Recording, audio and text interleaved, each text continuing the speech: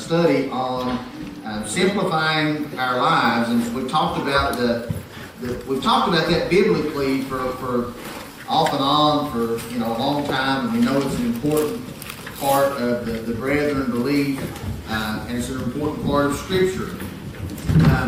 But she's all right. She's tough. But we know that there is. How do I want to say? I want to make sure that as we study this time, as we go through this study, that we're not just talking about what the Bible says, but we're talking about how we can apply what the Bible says to our lives, right?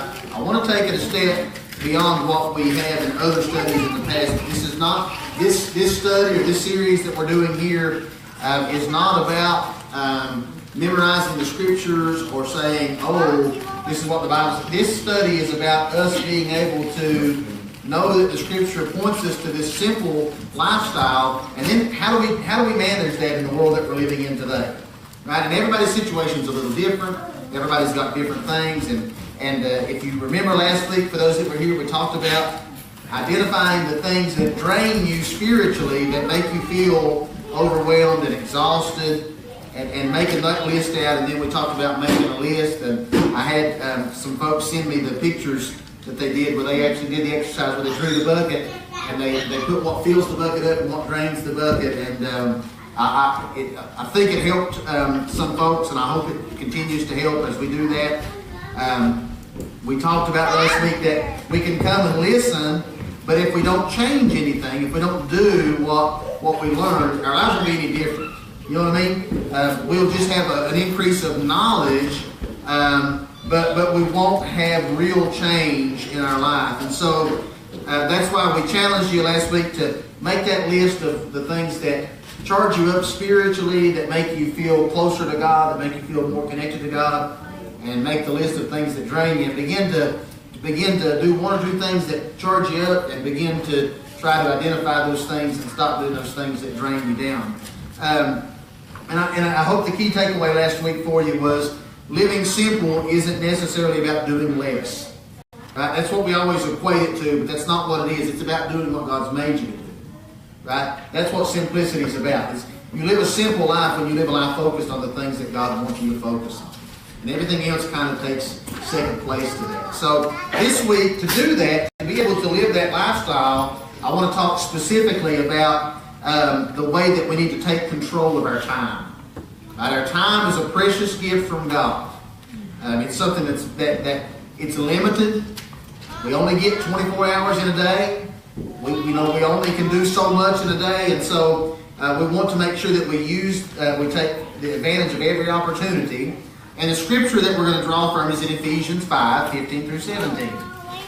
Now we'll read other scriptures tonight, but that's the one that we're coming from. And we've preached on this before and done all this before, but I really want to talk through how we can do this and make use of time. So it says, "See then that you walk circumspectly, not as fools, but as wise, redeeming the time," or taking full advantage of the time you're given, "because the days are evil.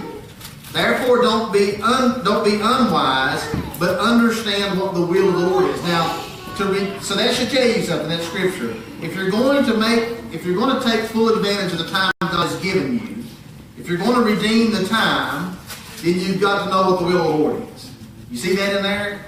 Because it says right there in verse 17 that you need to understand what the will of the Lord is. You won't make full use of your time unless you're spending it on where God wants you to. Now, if you made your list last week, if you didn't, you can make that this week. You should have included some things that you really love to do, and maybe it was things like spending time alone in prayer. Maybe it was things like, maybe it recharges you to be out in nature, or to go fishing, or to take a walk outside, or do something like that. I don't know whatever your list consisted of. But you probably did the same thing I did. And remember, I'm studying because I'm not a master at this either. I have to study this with you, right? So we're drawing a lot of this lesson from a book called Simplicity. Now we're not going word for word to the book, but we're taking points from that and bringing them out to you. so that we can teach it to you in the best way we can. But as I went through that exercise and made my list, I quickly realized, I thought, well, this is great, but it won't work because I don't have time to do the things that replenish me, right? If I did, I would already be doing them, right? And so, I can't add here, this helps me relax event to a calendar that there's no room on. Make sense? And you may have felt that same way. And I hear people say it all the time, I'm overscheduled, I'm booked, I'm too busy, I don't have time, there's not enough hours in the day. It's almost an auto response now to everything. Right? When you ask somebody, can you or do you want to, the first thing that they'll say is, I want to, but I've got this, I'm doing that, I'm doing this. And there's just so much busyness that's taking place. Our calendars are absolutely packed so tight that it's very, very, very difficult for us to squeeze anything else in. But I want to take you to another scripture that I think will help you to see what God intended for us. If you've not ever read the book of Ecclesiastes, it's a great book. The book of Ecclesiastes is a great book. It's all about what Solomon taught. And it's all about Solomon, by the way, being, besides Christ, being the wisest person. Right? God gave him tons of wisdom. And so that was a gift that gave him. So let's look at Ecclesiastes chapter 3, verses 9 through 12. What profit has the worker from that in which he labors? Now, who's the worker? We are, right?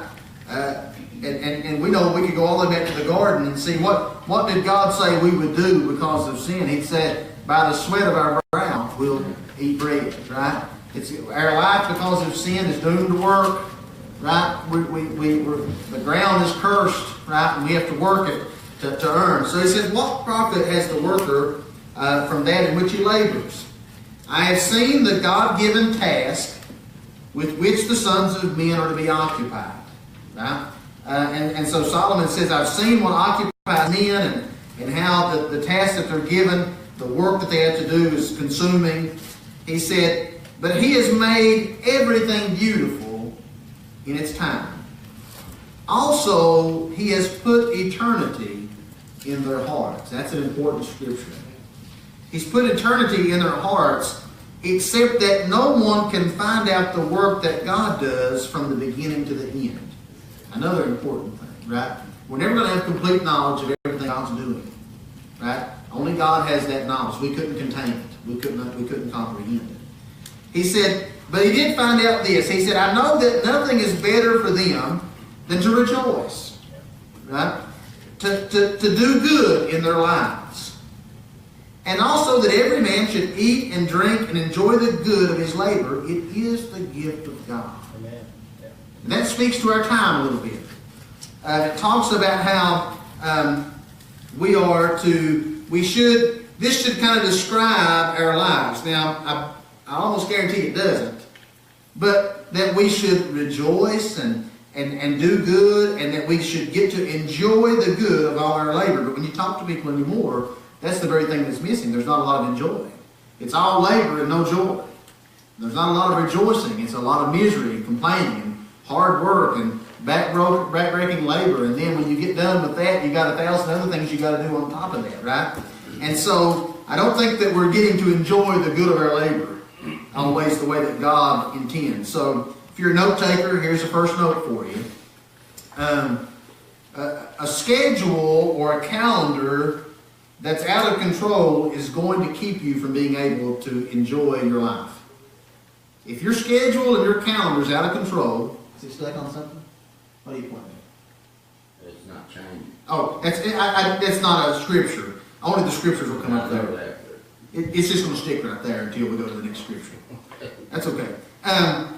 So a schedule or a calendar that's out of control is going to keep you from enjoying your life and simplifying your life.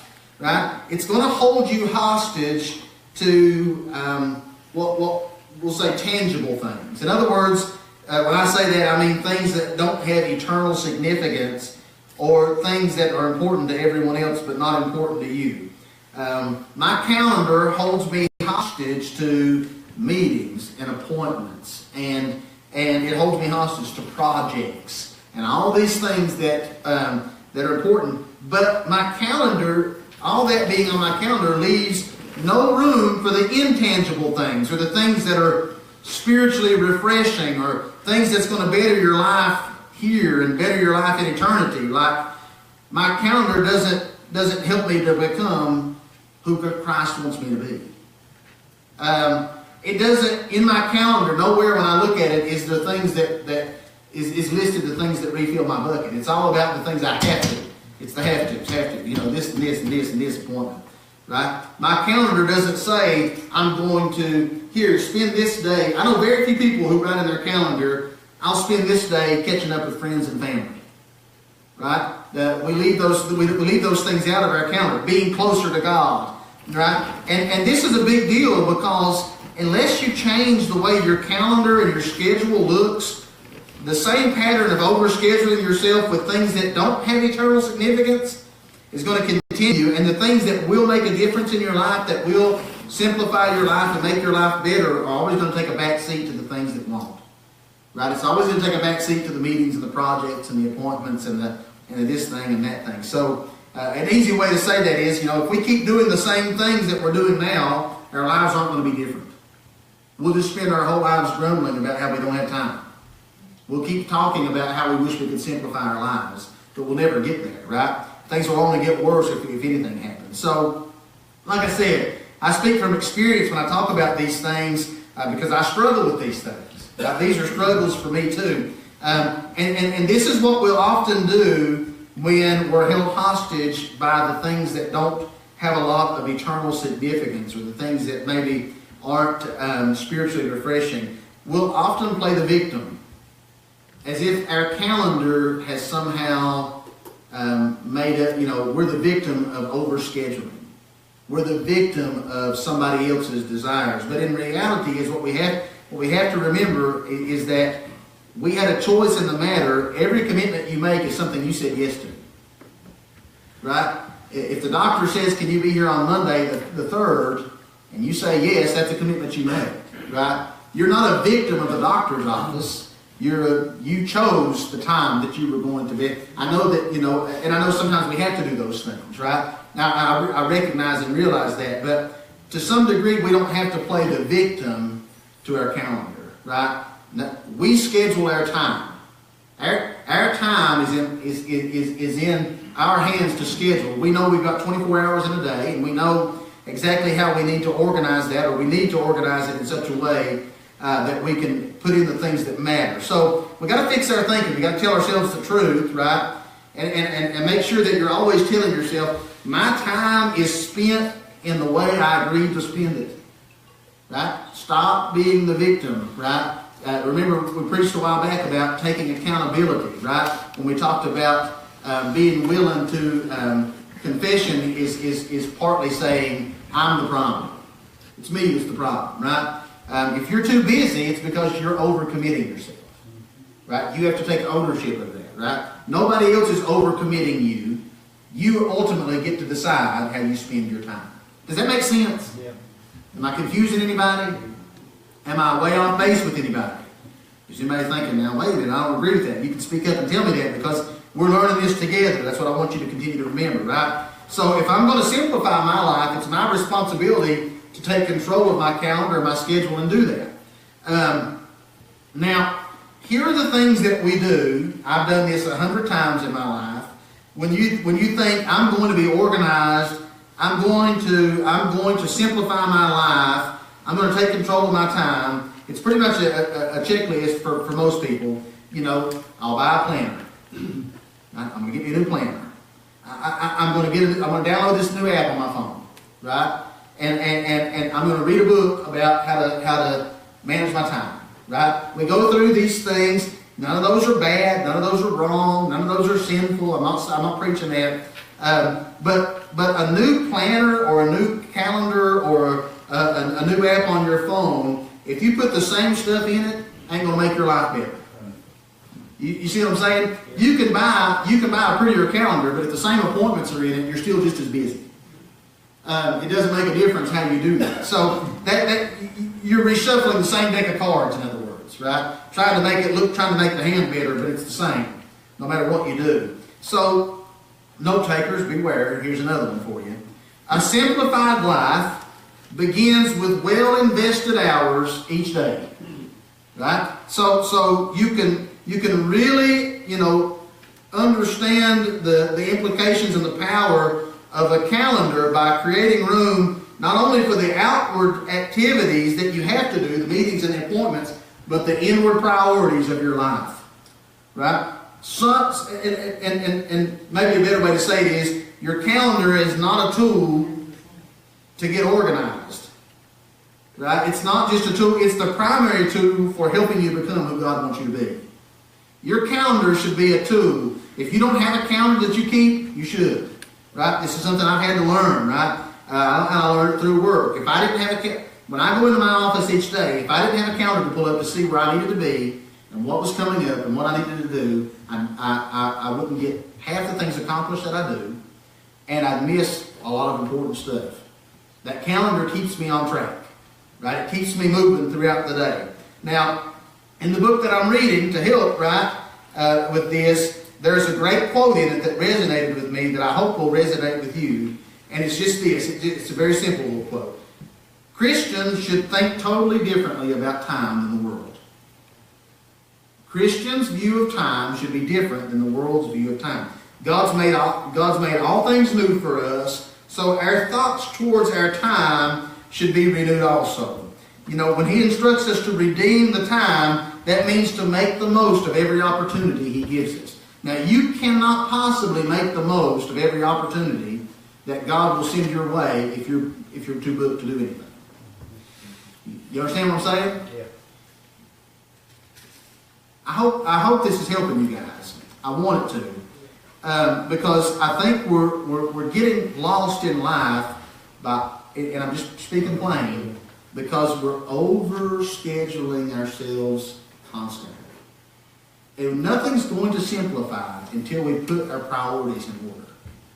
Your priorities have to be in order. And so here is the question that it's a great question that I want you to write down and really think about. How would your time be spent if God was in control of it? How would your time be spent if God was in control of it?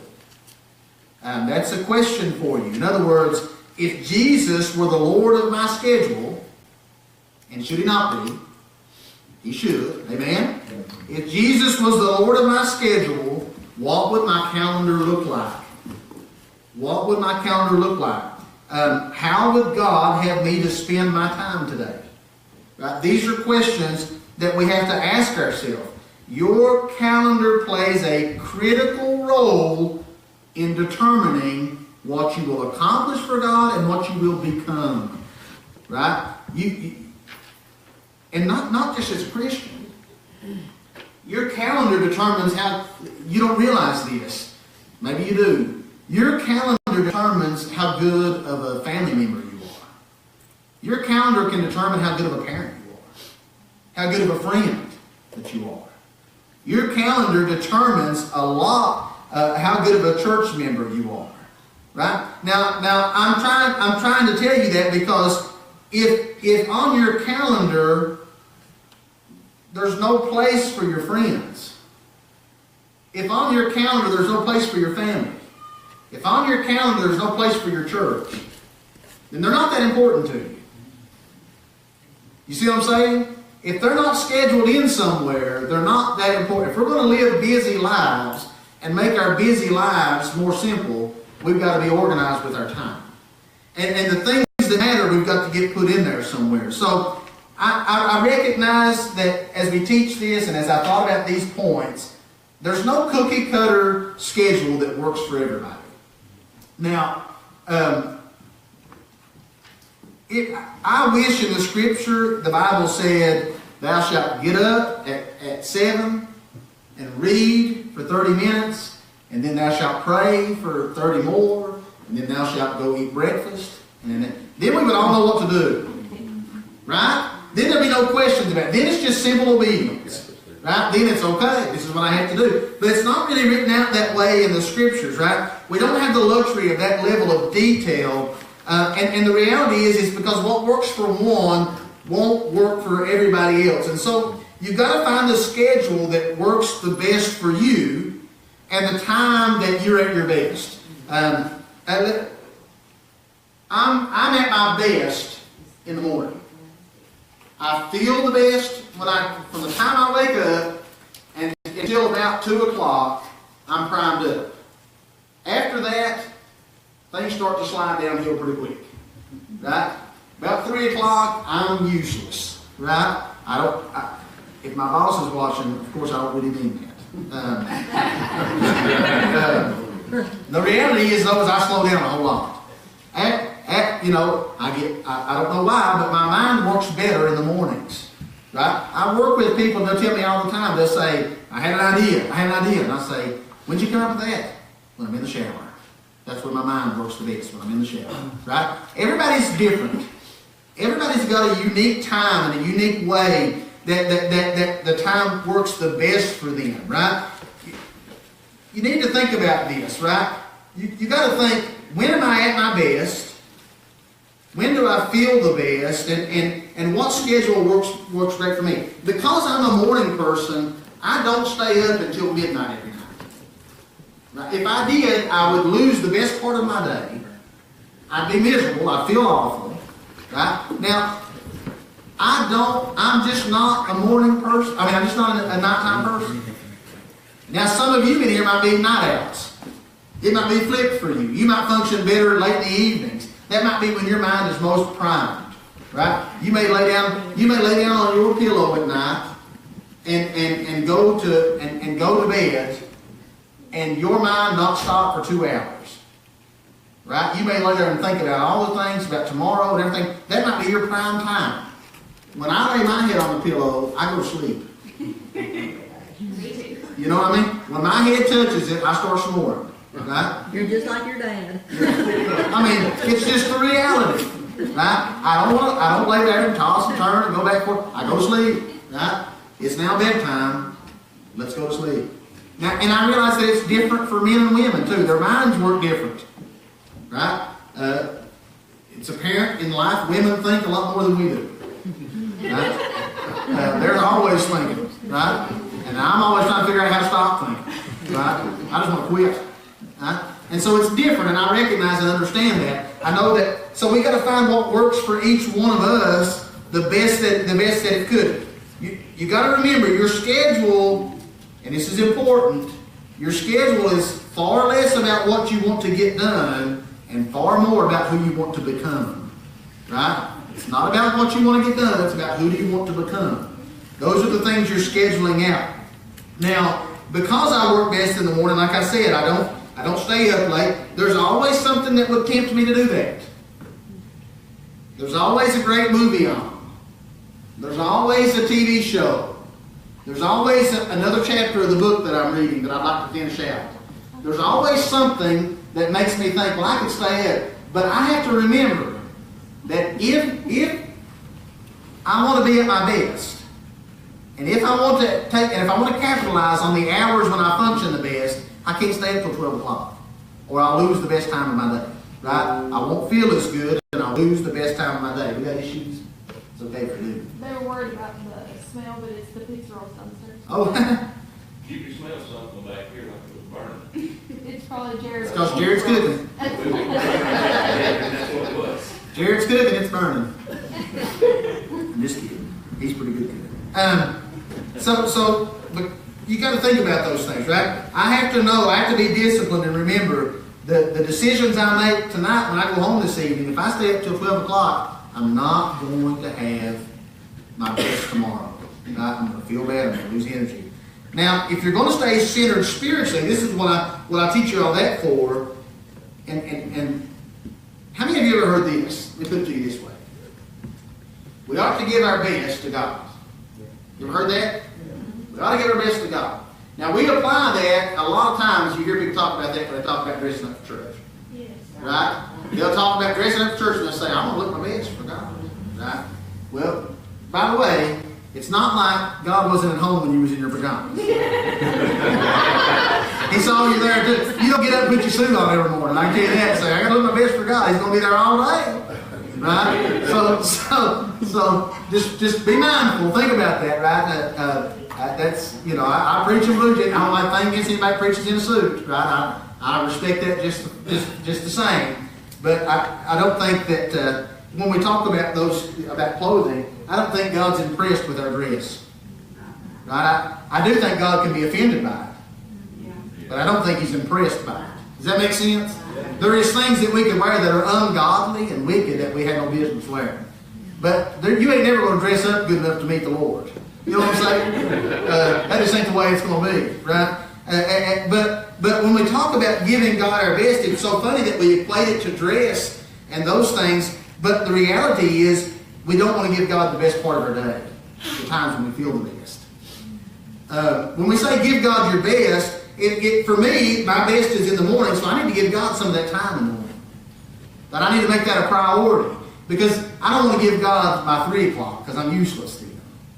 Right? I want to give God some of my 6 or 7 o'clock, right, in the morning, because that's when I'm on target.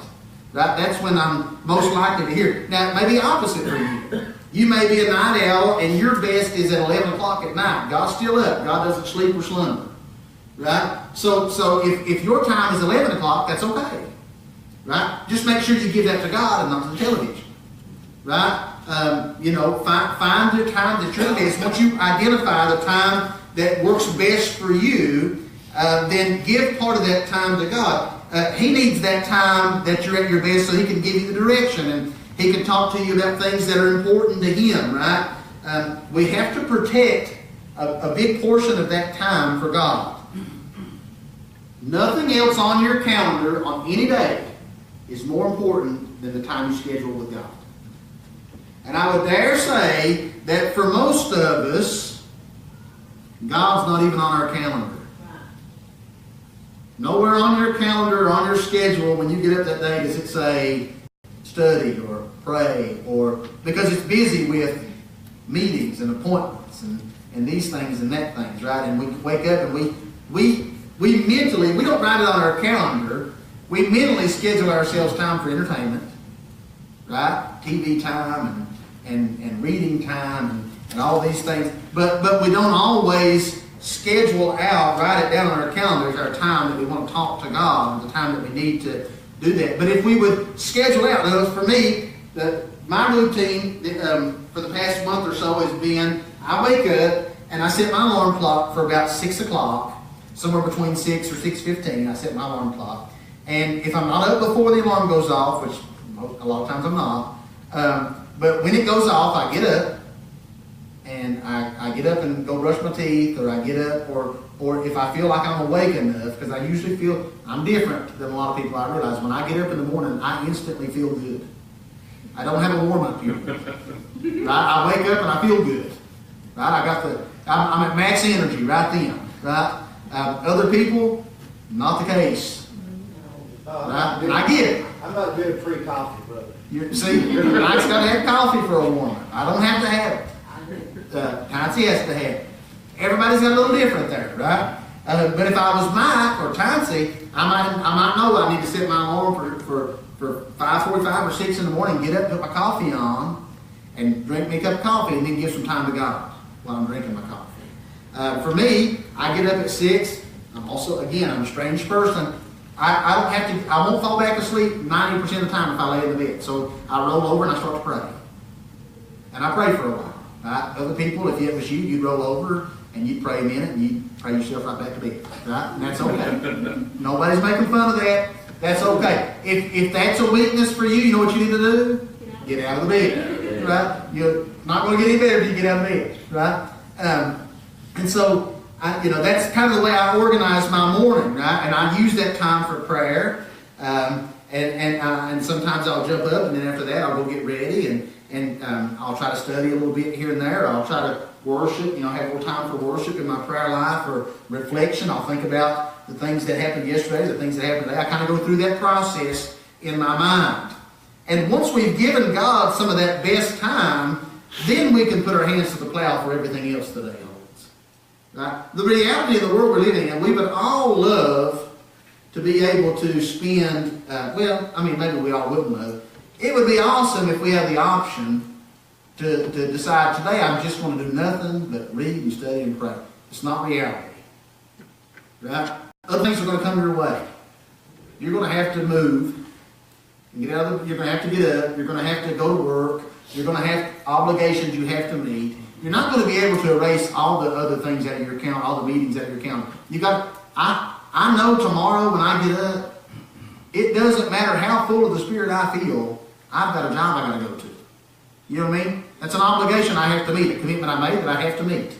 Right? And it would, and I believe this, it would be ungodly for me to go backwards on my commitment to my job. I told them I would. I'm to work in a way that honors God. Right? It would not be honoring to God for me to not keep. He said, let your yeses be yes and your no's be no. If I told him I'd be at work tomorrow, I have an obligation to be at work tomorrow. You see what I'm saying? And so I do. Now, I know that maybe you're thinking, well, what about if you're sick? Well, there's a time, right? Your company probably your job has a process or a policy for that. If you have to be out, they get it. Just not every day. So maybe the best way to sum that up, that little section is God expects to be the priority, right? God needs to be first in all things, including your time. Right? So if you've got a best part of the day, identify when that best part is, put God on the calendar. Right? Give him some of the best time of your day. And if you say, well, the best time of my day is when I'm at work, well, give him your lunch break. Right? Give him your lunch period. Or find a way to squeeze that time in with God. Right? So a good reflection for you as you think about it through the week coming up and through the weeks to come is God first in your time? Is that the case? Does he show up anywhere on your calendar every day? Could I find God in your calendar? Right? If not, you're going to have to put him in it. You know what I mean? If you want God to bless it, he's got to be involved in it. You know what I'm saying? That includes your calendar. And so I hope that part makes sense. Is there any thoughts or questions about anything we've talked about so far? Anybody want to add some color or anything? I don't want to just talk if you have something to say. Yeah. Do you ever sleep in on Saturday? Yeah, I do. Yeah, I do sometimes. I don't sleep in a lot, but I found here lately I sleep in more than what I used to. Now, used to, I would have told you on Saturday, Sunday, I get up same time I always did. It's just a routine. But I find that I sleep a little more now on the week or on Saturdays. But Sundays, I'm up. Right? I'm up by 4 on Sunday mornings. But Saturdays, I've been known to sleep in. But when I get up, I still try to do the same routine. Right? If it's 8 o'clock, I'll roll over and try to say my prayers. And listen, I'm not perfect. Some days I miss it. Some days I oversleep and I jump up and I think, and I go brush my teeth and I go get my clothes on and I go to work. Right? But when I miss it, I miss the time I had with God. I miss the routine of it. Right? And I'm not a routine person. But I do miss that part of my routine because that's kind of the part that spiritually charges me up for the day. I pray in the mornings. A lot of times I'll pray for my family and their day, for Shasta boys. I pray for the people for the people I work with. I pray for I pray for the church and the people in the church. That's the time I spend just going through all, and I take a little time to thank God. You know what I mean, for the things hey, you don't never know. In the morning, you ought to say thank you because you don't never know that you didn't have to get up. There's a lot that didn't, right? A little thank you don't hurt, right? He decided to let you get it back up, right? And I'm thankful for that, right? So I take a little time to say thanks for those things and do that. But yeah, sometimes your calendar is not set in that way and it can be a little fluid. Or listen, even a perfect calendar, sometimes you miss it. Right? Sometimes I schedule, and as much as we ought to keep our commitment, and we ought to do that. Sometimes I tell the doctor, he'll schedule me that follow-up appointment for 6 months, and then 6 months goes by and I realized I didn't go back. You know what I mean? I didn't keep that appointment, right? I didn't keep that.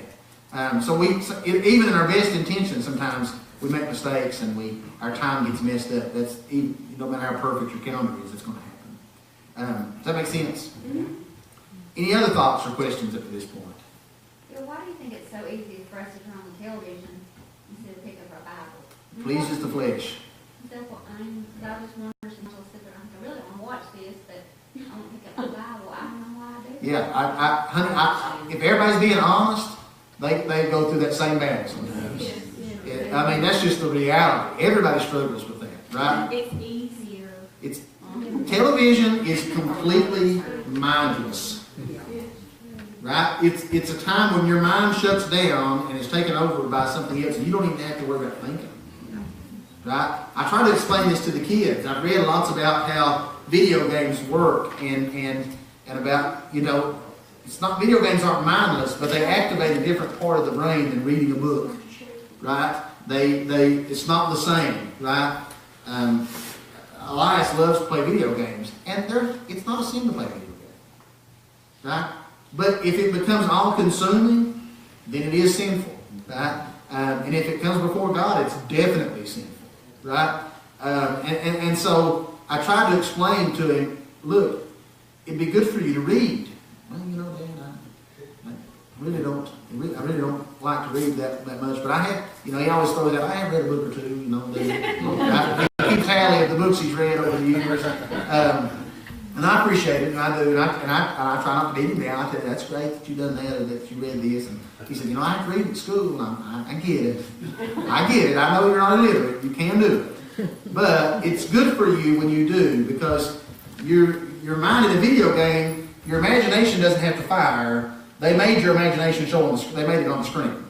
So you don't have to imagine the world, you don't have to imagine the character, you don't have to imagine any of those things. When you read a book, your mind is having to create all those things. It imagines what the person looks like, what the place looks like. It activates that a little bit more. So there is a difference in those two things. And I think with TV, it's the same thing. It's very mind-numbing, right? You can just sit down and relax, and everybody, all of us, you pick the best of the best in the Christian superpowers or whatever, right? The super Christians of the world. I guarantee you sometimes they watch TV more than they ought to.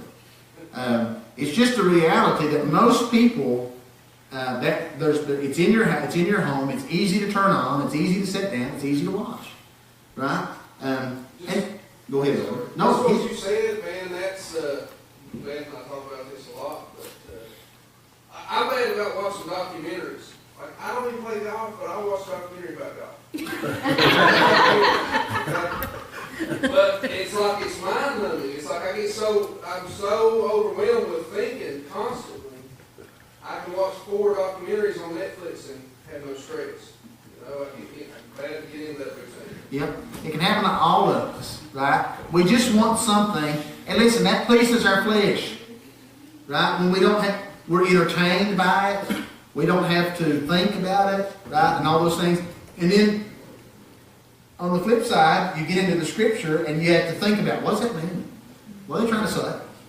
Right? How does that apply? Right? And you got to ask all these questions. And it's not mind-numbing, it's really mind-blowing half the time, right? I mean, it's like, I can't keep up with everything that's going on, right? So, it's a choice, it's an active choice that you have to make. I don't think, even the most disciplined person, I wouldn't imagine doesn't struggle with that. Because it's just the reality of the world we live in, is that it's easy. And there's always a new program out there that grabs your attention, that grabs the eye, and it's always there. It's always there. And there's no easy way to beat it. You just have to make a choice. If it's not to do, it's something else. That's right. It's a magazine, it's something, right? It's always something. A video game, a magazine, a television, or whatever, right? A phone, yeah, it's a good one nowadays. I feel so condemned. I think I watch TV and something tells me do not read your Bible. Mm-hmm. But I am a reader. You like to read? Oh, I like to read, but now it's a Christian magazine. Sure. Things like that. Yeah. But I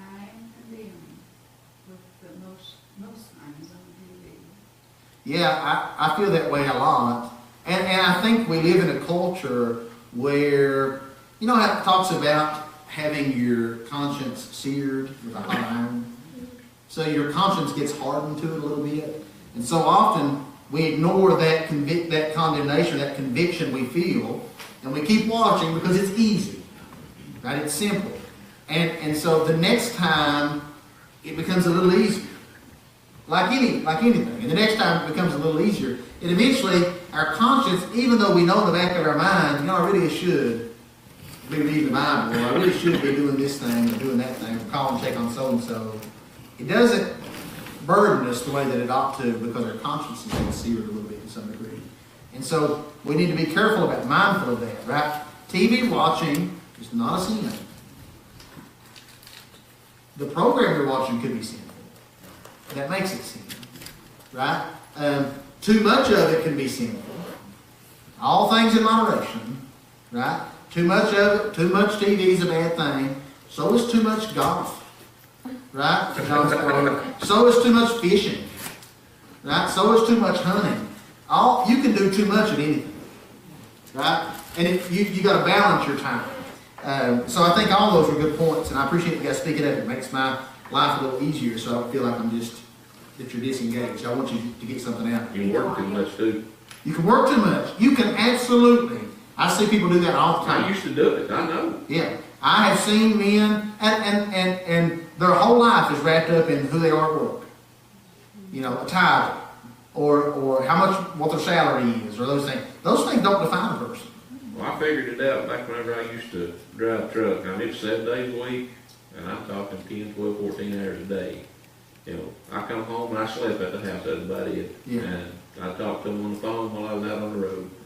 But, I mean, that was it. It's not worth it. They had plenty of money to do what they wanted to with it. I weren't there. Yeah.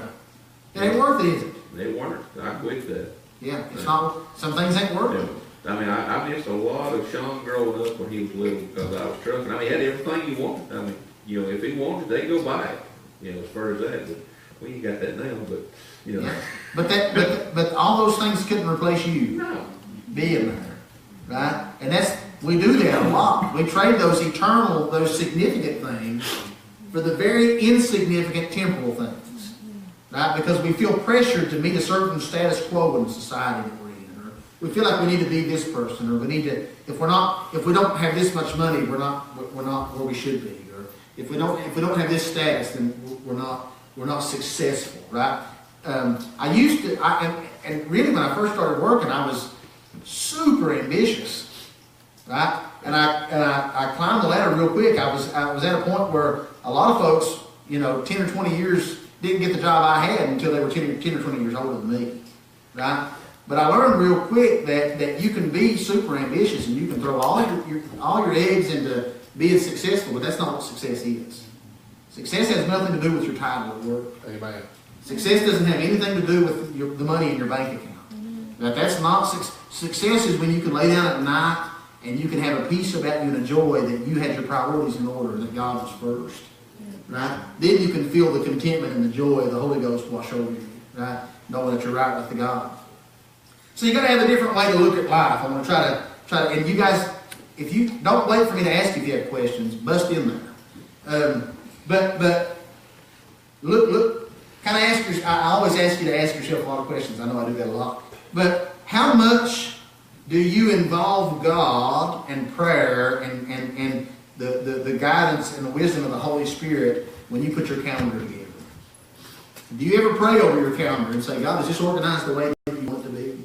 Is this in order? Is this right? Is my day scheduled the way that you want it to be scheduled? And really ask and seek. And, you know, until you kind of think that through, right, it might be that your calendar you're the Lord of your calendar and not Jesus, right? And He deserves the lordship of every aspect of your life, right? Including that. Now here's an action item for you. If you want to know, oh, John, hit it. One thing I've noticed, I mean, I feel like you're teaching me alone, but one thing I've noticed, the bigger things, prison is a great example for me. I overcommit to almost everything. I'm so guilty of that. But when I decide to do something big, And I really set my mind on that. God works it out. He works out the time. It's a time-consuming ministry, okay? But He works that out.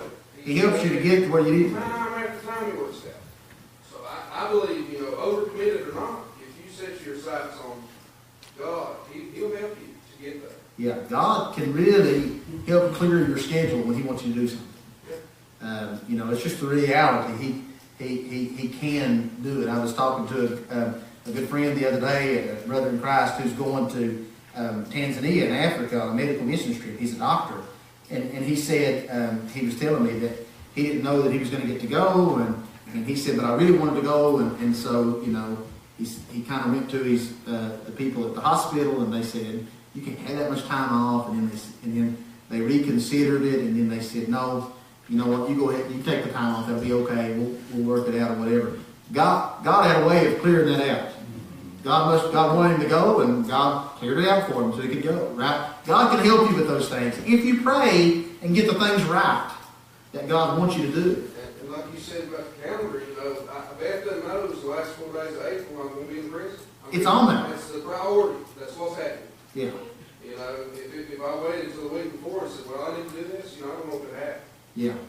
Yeah. And Yeah, but that's a big thing, and that's what you're talking about is a big thing. And I find that it's easier to schedule out the time for the big thing, but I have a whole lot harder time scheduling out the time for the reading or the praying or every day to make sure that because and both are important. Yeah. The big thing is important and the little thing. Absolutely. But I was just saying that I can do that better than I can.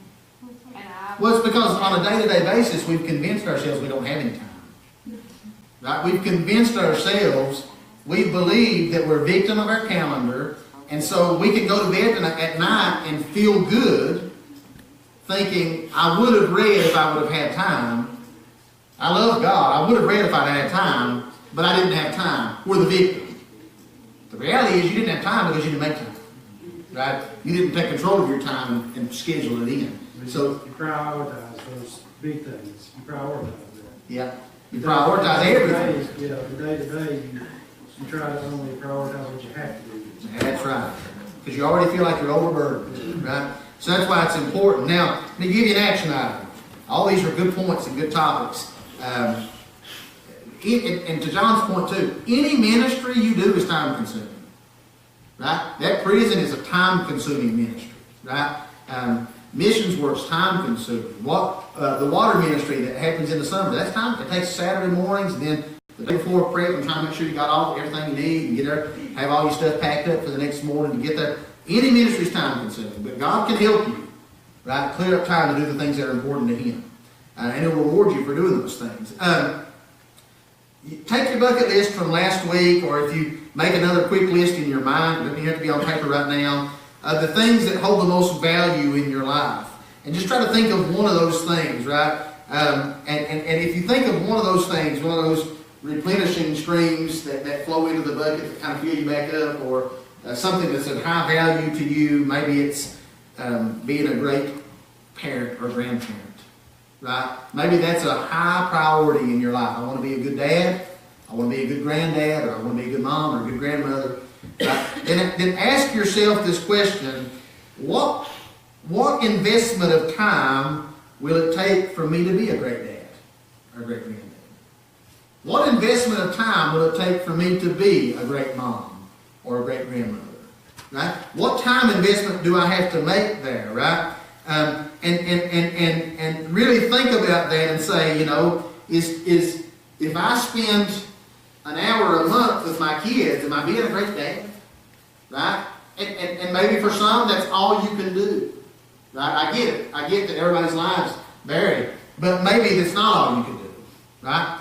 And your calendar, how much time you're willing to invest in that thing will tell you how big of a priority it really is. Right? It kind of points you in the right direction. But then take a look after you think about that. Instead of putting things on your schedule that aren't significant, why not start with the things that are significant? Right? The things on that list that are going to replenish you, right? If being home, for instance, if being at home is a spiritual replenishment for you, just being able to be at home and to sit down and to rest your mind and to have a few quiet moments. If home's a quiet place, it may not be. But if that's what it is for you as an example, right? If that's a high priority, then you need to ask yourself, right? How much time at home do I need to meet my needs here, right? To keep me replenished and happy and feeling good. How much time at home? Maybe it's 2 evenings a week. Maybe you think, if I just had 2 evenings a week at home where I could come home after work and I could rest and I could, I could do this and I could do that. If that's the case, then you've got to get your calendar out and pick 2 evenings a week and write down, I'm home. Right? I'm home. And if you do that, here's the benefit of that. When somebody calls you and says, hey, do you want to do this? You can say, I've already got something important on my schedule. That's the time. I'm home. Right? That's important to me. Right? I schedule the time that's important to me. Right? And it may not be that there are things not important to, and sometimes you may have to cancel your home time. Right? That happens sometimes. But if it's important to you, schedule it. That's the point I'm trying to get to.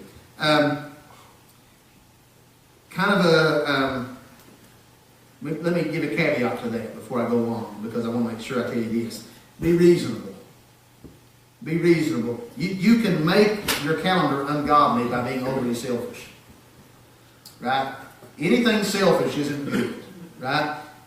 You can make your calendar very ungodly by being selfish or being out of the will of God. You can say, you know what? I really, really enjoy being home. That's my replenishment. So I'm going to do that 6 days a week in the evenings. That's ridiculous. Right? You're going to have to grocery shop and you're going to have to do some other things. Right? You can't forsake everything for replenishment. But you can't forsake replenishment for everything else. You see what I'm saying?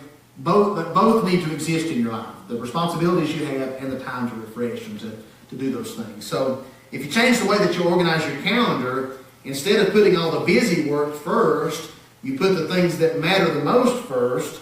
When somebody says, hey, are you available on this day? You can look at your calendar and say, I'm sorry, I've already got something there. Right? I'm booked up on that day. You may have ever heard of John Grisham, the author. He writes all kinds of novels. He's a novelist.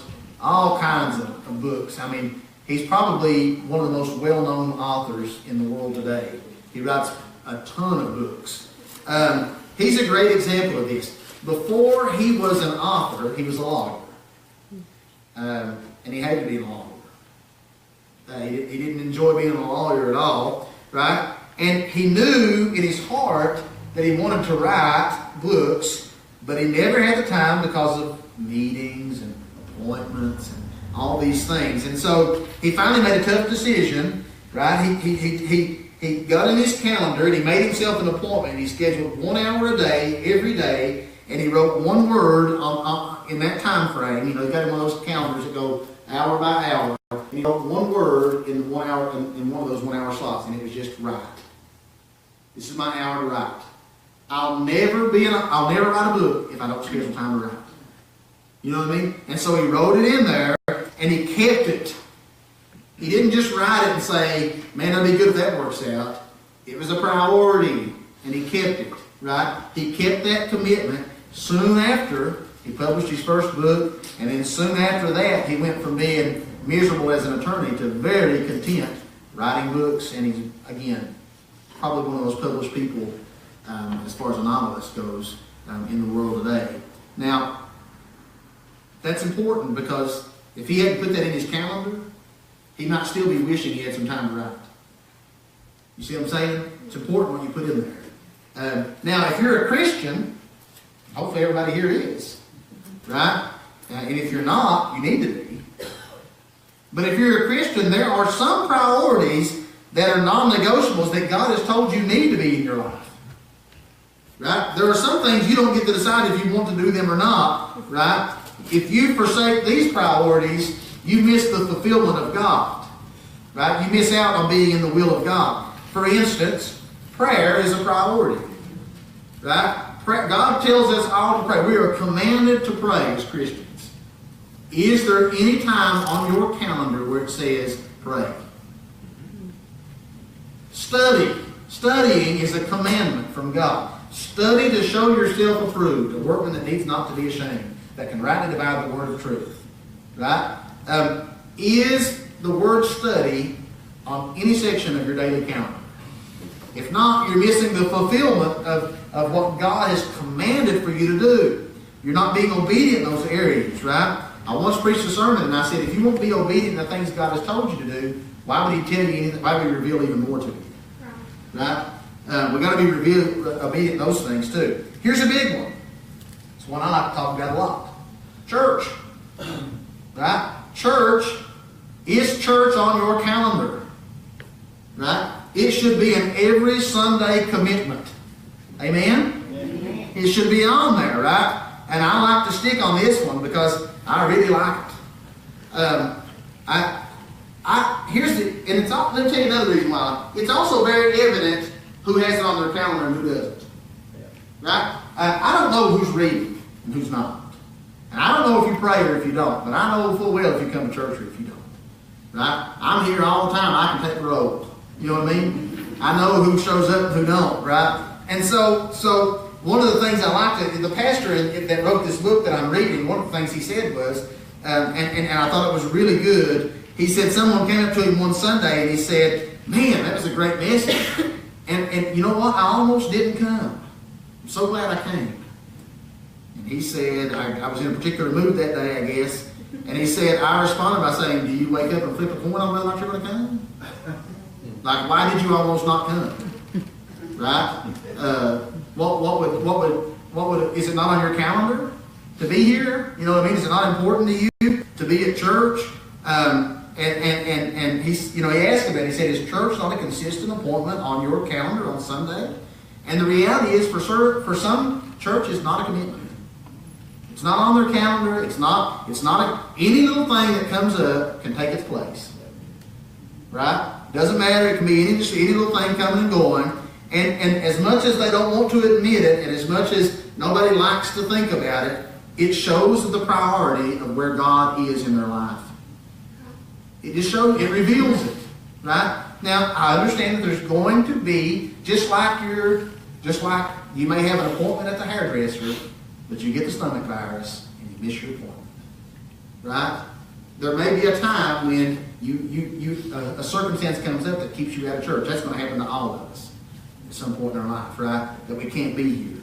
But you can tell those who have made it a commitment and those who didn't. Do you know that probably, now I'm going way off topic, but I'll reel it back in. Do you know that probably 80% of the churches can depend on about 15% of their members? I mean, the reality is that 80% of the churches survive because of dedication of a handful of members that are dedicated to be there consistently, that give consistently, that care, that show up for things consistently, that do ministry work consistently.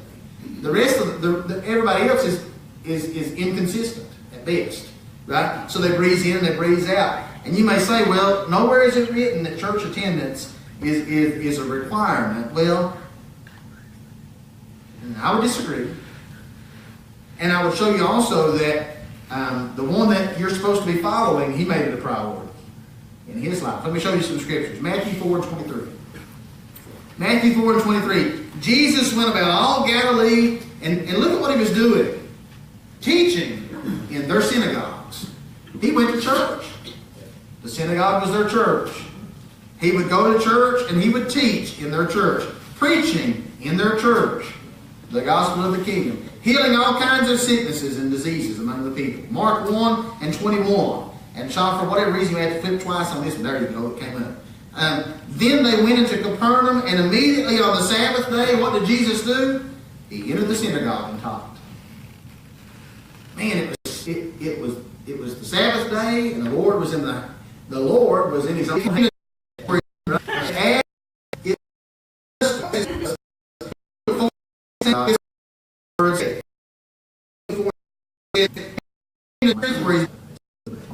As it was, right? It was his word. That's what he did on Sunday. Maybe it was Sunday. It's easy for him to get to church. You know what I mean? That's what he did. was his custom. He was a pretty busy guy. He had a lot going on. Wasn't always easy for his church.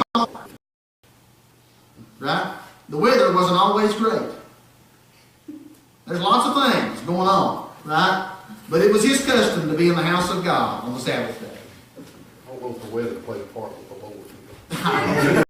He might have calmed it down if he didn't forget something. Peace He be could. still. He could. Yeah, he's. You got me on that. I can't refuse. But you see, the reality is that was a part of his routine. That's what he did. He didn't flip a coin. He went. Amen. That was the custom.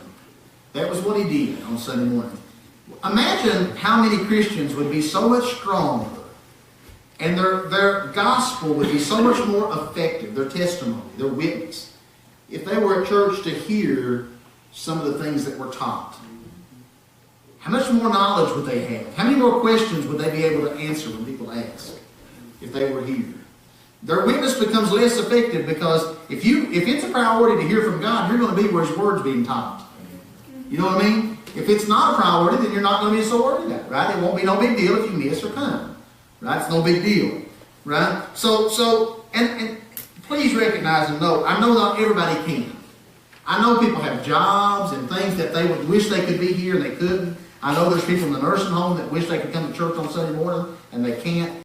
But what I'm saying is, for those that can, should. And then there's some that have jobs like Brother Chris was talking about earlier, who choose to work on Sunday because they get a little bit more pay when they could be in the house of the Lord. Now, we can debate about who's their God. Right? God of the Scripture or Mammon. Right? So a lot of people will say, a lot of Christians will say, I just want to be closer to God. I just want to feel closer. Well, is God on your calendar? Are the ways that you get close to God scheduled into your life? Prayer, study, church, right? Worship. Right? All those things need to be scheduled in, right? And if you don't schedule that time, then you're not going to get that closeness. Because now, what did God say about getting close to Him? He said, if you'll get close to me, I'll get close to you. Right? If you'll draw into me, I'll draw into you. But that leaves you with an implication, doesn't it? If you don't, I won't. Right? If you're just waiting on to feel closer to God and not doing anything, you're going to be waiting a long time. God will move towards you when you move towards Him. That's the way that relationship works. Right? Now, same thing, when it comes to priorities, maybe I talk to a lot of people, thankfully, not a lot in this church anymore, about marriage problems and things like that, right? We're very blessed in that regard here. We don't have a lot of things that I know about anyways. But if your marriage is suffering, right, is your spouse, is your family on your calendar? Right? Are they important enough to you to schedule time with them? Right? If your kids are in trouble or you're worried about the way they're turning out, are they on your calendar? I'll spend this hour sitting down with my kids doing something with them. Right? And so, or building that relationship or whatever, right? So you got to ask yourself, right? If your attitude is suffering, right? Because you never have time for the things you love and you're becoming bitter because all the joy of life has been sucked out of you by the world, right? And now you're bitter, right? So are you scheduling some time on your calendar to do things that bring some joy into your life? See what I'm saying? Listen, again, fishing is not a sin. If you love to fish, it's okay if on your calendar once ever so often is a few hours to go fishing. There's no sin in that. I struggle with that a lot. This is my biggest struggle point probably in my Christianity is I think anything that I'm not doing for the church or for God I'm selfish. Right? And I struggle. So even if I go fishing, I think I could have been doing this, I could have been doing that, I could have been doing this, I could have been doing that. Right? And my mind never shuts down from thinking I'm being selfish. But I'm trying to learn and understand that God has given us all things richly to enjoy. Right? It's okay to have some time to do some things for you. As long as it's not excessive. as long as it's not, it doesn't turn into selfishness, right? Where that thing becomes a non-negotiable in your life, or that thing becomes something that takes precedence over every other thing, right? It's okay to do a few things here and there for yourself, as long as you don't let it consume you, right? If you need an hour or two a week by yourself, or you need an hour or two a week to do your favorite hobby, maybe it's to I don't want to make stuff up because it'll get on somebody's nerves or I'll say the wrong thing. But whatever that thing is that you like to do, schedule some time to do it.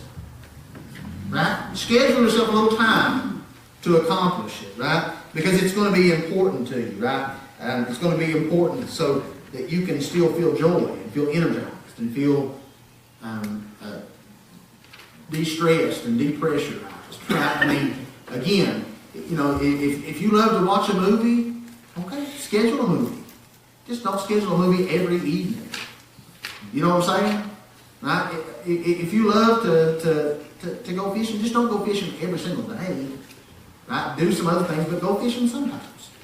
Right? Those are the things that I'm trying to get across. Here's the reality of it all.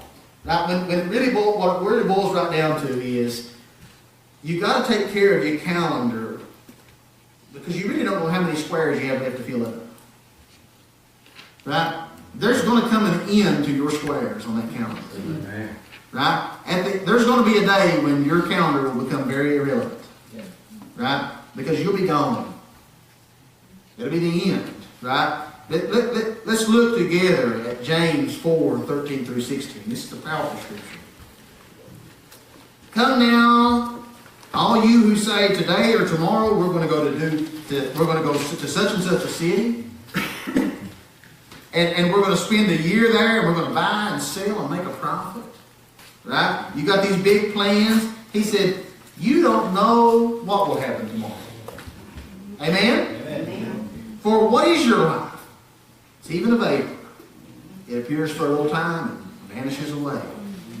Right? It's here today and gone tomorrow. Instead, what you ought to say is, if the Lord wills, we'll live to do this or that. Right? If the Lord wills to let us live, we'll do this thing or that thing. But he said, when we live like that's not true, he said, you boast in your arrogance. You assume that you're never going to die. You assume that there's always going to be more time. How many of us live with, we don't intend to, but when you really stop and examine it, we live like there's not going to be any end. Amen. You know what I mean?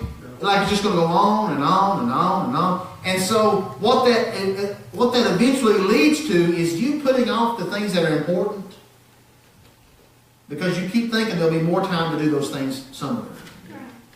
Right? I'll have more time at some point to do this thing or that thing.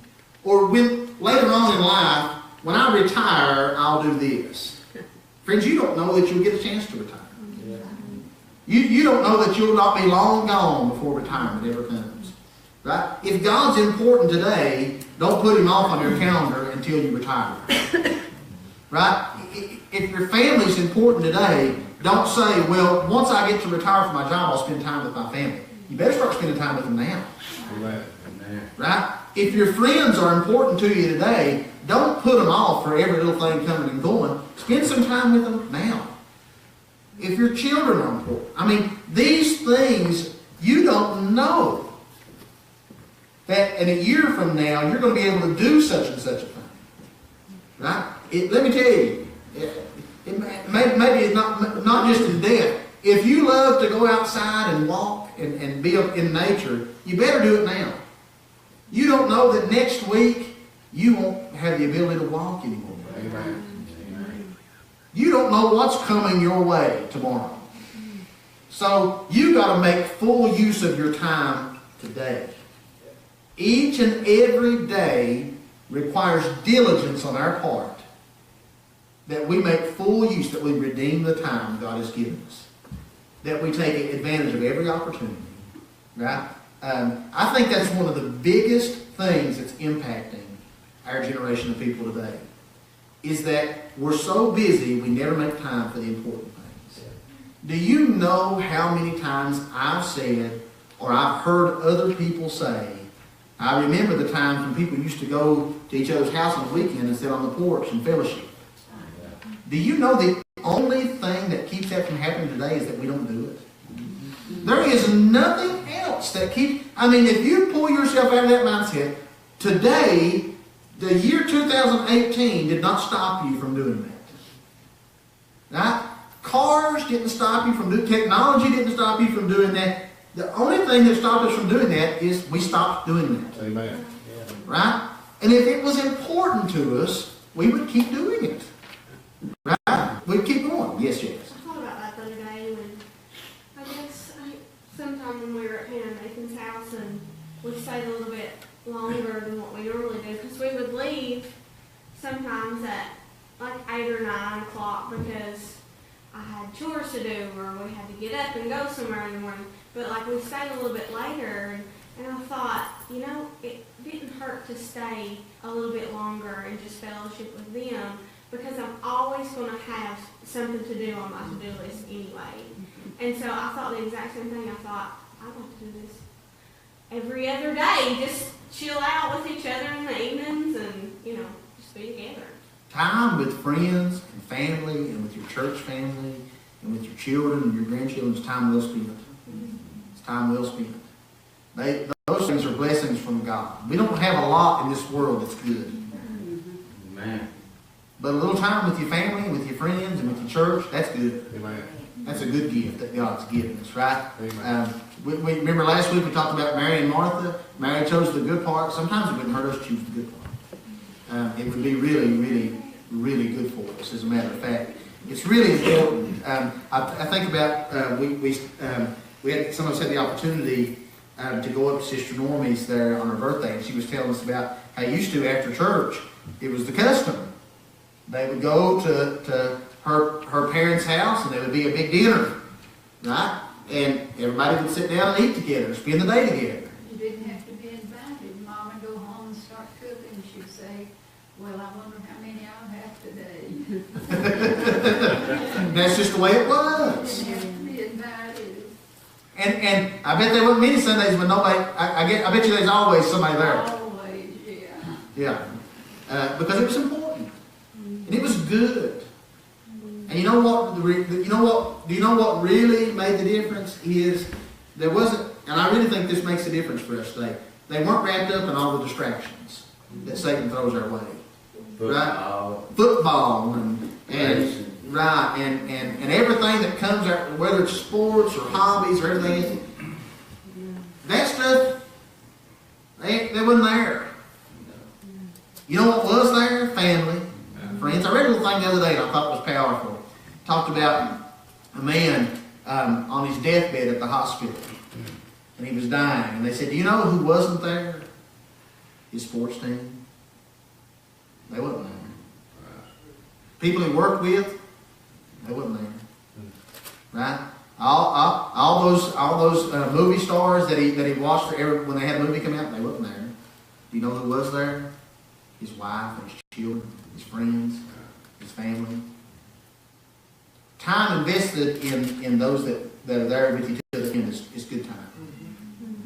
Time taken away from those things is wasted, no matter how you spend it or try to put it right. So we need to make time for the good part and really do that. And if we keep God first, right, and we'll keep the right priorities in mind, right? If we keep God at the top of the list and then prioritize underneath that, we're going to live in a way, and this should be your goal, is to live in a way that if tonight was the last night, that you don't have to hang your head in shame and say, I wasn't ready for your appearing. Right? I know you told me to watch and be ready. I know you told me to live in such a way that honors you. And I would have, God, if I just made it to retirement. Right? Now is the time to live in a way that pleases God. Now is a time to enjoy the true blessings of God. The blessings from God, I went to work before and heard people say, thank God the Yankees won. No. I got a real suspicion, and I may be wrong, and you may correct me. I don't think God cares who won the ball. Amen. Right? Thank God the Yankees won is irrelevant, But I can come home and say, thank God my family's here. And I think God cares a lot about it. Brother Chris. I think it's something a lot of people have got away from, which fortunately we still try to do at the house, is everybody sit down and have a meal together. It's very true. There's a lot of people who got away from that. We try not to. I mean, you know, we all sit down, whether it's at the table or, you know, just everybody in the same room at the same time, enjoy a meal together. That's good. And That's really good. Yeah, that makes a difference. there's a lot of people who got away from that, and, you know, just, I mean, that 30 minutes, you know, it means a lot. When you lay on your deathbed, you won't regret one of those minutes Yeah. that you spent there with him. I mean, it means a lot. That's the way we need to look at our time, right? Analyze your time in such a way. You know, that's what the psalmist said, teach me to number my days. In other words, what he's teaching you there is he's saying, you know, look at your time and are you doing something now you're going to regret at the end? You never get it back. You never get it back. It's gone. It's gone. I think about, I'm not Brother Chris when he talked about his job, I think about the time I wasted when the boys were little, doing selfish things and being selfish or doing foolish things. I won't get that time back. That's gone. I can't get it. That's it. I missed it. You know what I mean? I was preoccupied with everything else, right? And I don't get it back. But I can lament over that the rest of my life, or I can pick it up now and make a change. Right? And that's what I'll choose to do. Right? Is to try to get it fixed up. Note takers, beware. Your life won't be different from what it is right now until you make new commitments, with God being first, in writing, on your calendar, and keep them. That's a big no. Let me summarize. Okay, how about this? I'll summarize it this way. Simplified living requires purposeful stewardship every day. Oh, gosh. Is that too many? You went from too long to too many. Put God first on your calendar. Yes. How about, let me say it this way then. If you want your life to be more simplified, start putting the things that are really important on the calendar. Okay, I might write that down. Put them on the calendar. Put God first on the calendar. Put God first on your calendar. Put the thing, and then under that, put the things that are really important. Put the things that are really important. Right? Here's your action for this week, because I told you I always try to give you an action that we can apply. If you didn't do last week's action, you need to do that. You need to do that. You don't need to call everybody out. You just need to do it. That was a mean conversation. You need to do it because it's important, right? This week, I want you to do this, if you will. I can't make you. Remember, I can't make you, but I can ask you to, and I think you'll benefit from it. I want you to make a new calendar this week. Now, I know your calendar might be like a security blanket. You can keep your old one too. I just want you to make a new calendar just so that you can see what it would look like if you made a calendar and started your calendar by writing in time first for God and then these really important priorities and then putting things in after that. This meeting. Are you talking about like mental calendar or like do we really need to write this down? Do you have a regular calendar? calendar? I do not have, like I do for like if I have a doctor's appointment, but like, no. Okay, so I would recommend two things for you. One, if you wanted a mental calendar, that's perfectly fine. Two, get a calendar. And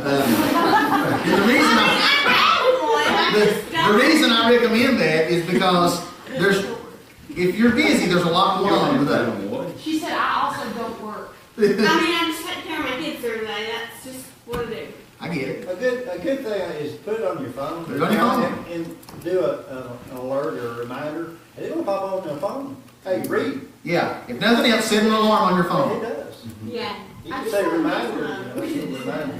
Do you ever forget those? You wouldn't know if you did. Do I ever forget?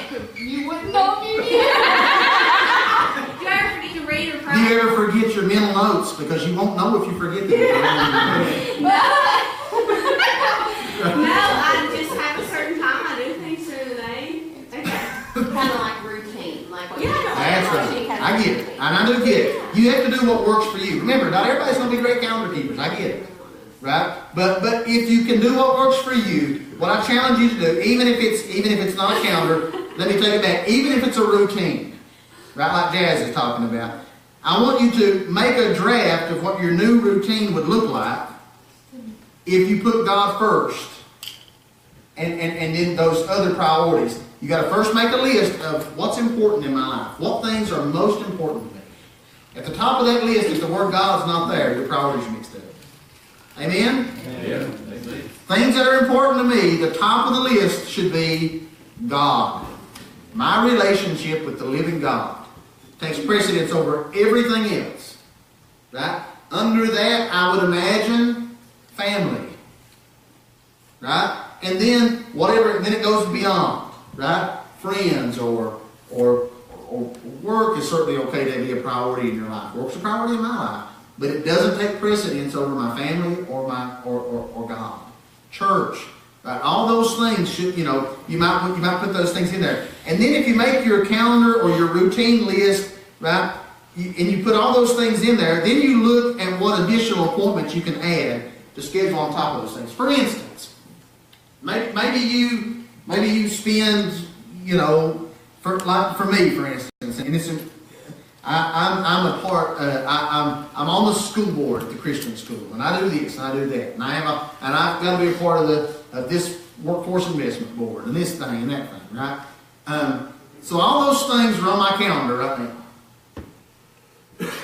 But the reality is let's just say, for instance, like we talked about, home was my source of replenishment, and I wrote home on Tuesdays and Thursdays. I have to make a choice. Do I want to be home or do I want to be that board? Do I want to be part of that board? And not that the board's bad, and if I felt like God was leading me to do the board, I'll certainly do the board, and I'm on the board, and for those that are on the board that may be watching, I'm not saying I'm quitting the board right now. Right? However, I have to make a tough decision. What's more important, being home or being on the board? And I can tell you, if home is above the board on my priority list, then I've got to prioritize it that way in my calendar. You see what I'm saying? I got to put that first before that other thing. And we talked about this some the other day in church, but God put a special emphasis on managing your home, on being the home. Remember, He said that man is the head of his home, but He also in another place said the woman guides the home in the Scripture. Right? So there is the home is special, but even when He calls elders and bishops and deacons, He says, if a man doesn't rule his own home well, how can he rule the church? In other words, if the man's home ain't right, he needs to put his focus there. Right? He'll get this. You can give him all the church focus you want to, but if his home's not put together, his ministry is not going to be as effective. Right? Let him get his home straightened out, and then let him do the work of God. Right? Because your home is a ministry ground for you. Right? That's just the reality, right? So that's what I want you to do this week is make a draft of a new calendar, or I'm not asking you to replace your old one or get rid of it. Just make a draft of it, right? And I want you to layer those things in there right now. Now I know some of you shook your head yes, and I think that's awesome when I said it's prayer and it's study on your calendar. And when you shook your head yes, that's fantastic. But for those of you that haven't done that, I want you to add those things in.